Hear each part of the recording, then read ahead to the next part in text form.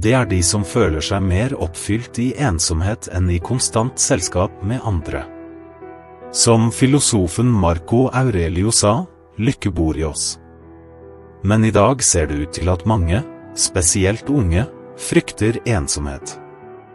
Vi lever i et samfunn som hyller konstant sameksistens med andre mennesker. Å være alene blir ofte feiltolket, mange ser det som noe negativt, og til og med som et tegn på et problem. Men hva om vi tar feil? Hva om ensomhet, i stedet for å være et tomrom, faktisk er et rom for å vokse og bli bedre kjent med deg selv?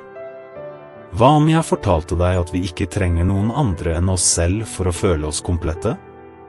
Jeg antyder ikke at vi isolerer oss fra verden og lever i ensomhet, men snarere at ensomhet kan være en mulighet til å reflektere og vokse. Det er sant at vi er naturlige sosiale vesener, og at vi trenger andre i livene våre.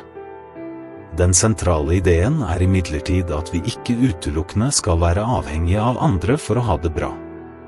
Ved å ta vare på vår indre verden kjenner vi oss selv bedre, noe som igjen forbedrer relasjonene våre til andre. Noen ganger kan miljøet og menneskene rundt oss hindre vår personlige vekst, derav viktigheten av å sette oss selv først og tro på oss selv. Det er avgjørende å huske at uansett hvor du går, er du med deg selv, tross alt er dette personen du vil tilbringe resten av livet med. Derfor er det viktig å sikre at dette forholdet til deg selv er konstruktivt, ikke destruktivt.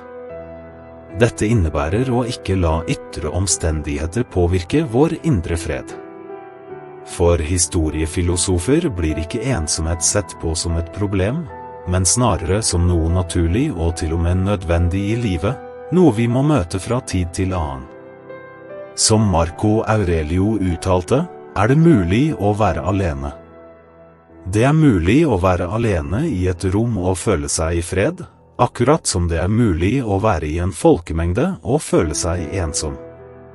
Et eksempel på dette er romantiske forhold, der folk ofte ikke er sammen av ekte kjærlighet, men fordi de søker å fylle et tomrom som de tror den andre personen kan fylle. Denne indre tomheten må imidlertid adresseres først. Dette er grunnen til at vi ser mennesker som konstant er i forhold, hopper fra den ene til den andre, drevet av frykten for ensomhet. Fra Solitude ønsket jeg å snakke om ensomhet, for i riktig mål er det nødvendig og uunngåelig i alles liv. Det er opp til hver enkelt av oss å møte det med mot og dyd, for i øyeblikk av ensomhet, hvis vi er oppmerksomme, kan vi lære mye. Læren til historiske, eldgamle filosofer har gått i arv fra generasjon til generasjon. De er fortsatt relevante i dag fordi de tar for seg universelle bekymringer, inkludert ensomhet. Del råd fra historier om hvordan du kan håndtere ensomhet.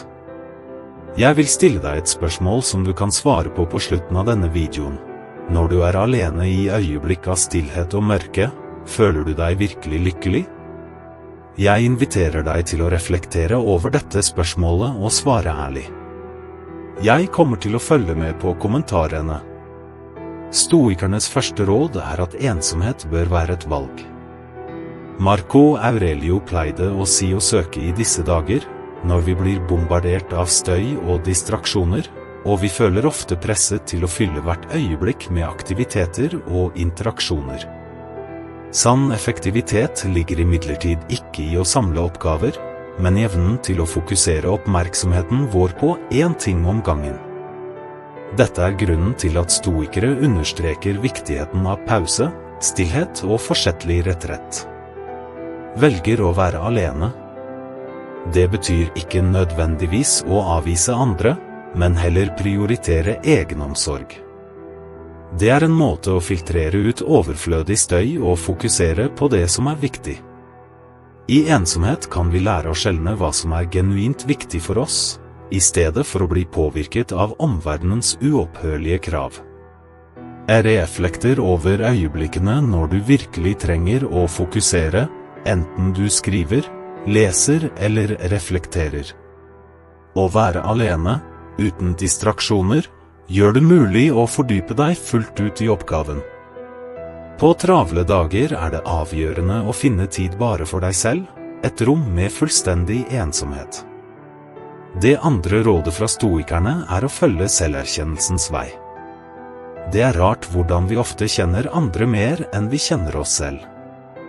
Mennesker kan kjenne igjen evner og egenskaper hos oss som vi selv ikke legger merke til.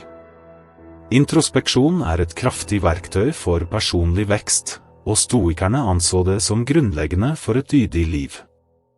Uten en dyp forståelse av oss selv, navigerer vi verden blindt, påvirket av enhver impuls og vindskifte. I ensomhet, vekk fra distraksjoner og ytre meninger, finner vi rommet vi trenger for å stille spørsmål, reflektere og oppdage. Det i disse øyeblikkene av ro at de dypeste sannhetene om oss selv kan dukke opp. Disse sannhetene, selv om de noen ganger ubehagelige, avgjørende for vår vekst og utvikling. Selverkjennelse en gave, men også en utfordring som krever mot til å møte våre skygger, frykt og ønsker. Imidlertid det denne dype søken som frigjør oss fra usynlige bånd og lar oss leve autentisk.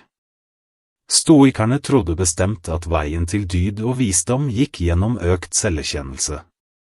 Derfor bør ensomhet ikke sees på som en tilstand av isolasjon eller et problem som skal unngås, men som en mulighet for dyp introspeksjon. Det I ensomhet vi kan stille de dypeste spørsmålene om vår eksistens, vår tro, våre ønsker og frykt. Det I disse stillhetens øyeblikk at vi virkelig kan høre oss selv, uten påvirkning og vurderinger fra andre. Ensomhet gir oss rom til å være autentisk oss selv. Som Platon uttalte, erobreren av seg selv den største. Ensomhet kan være nøkkelen til din personlige vekst og lykke.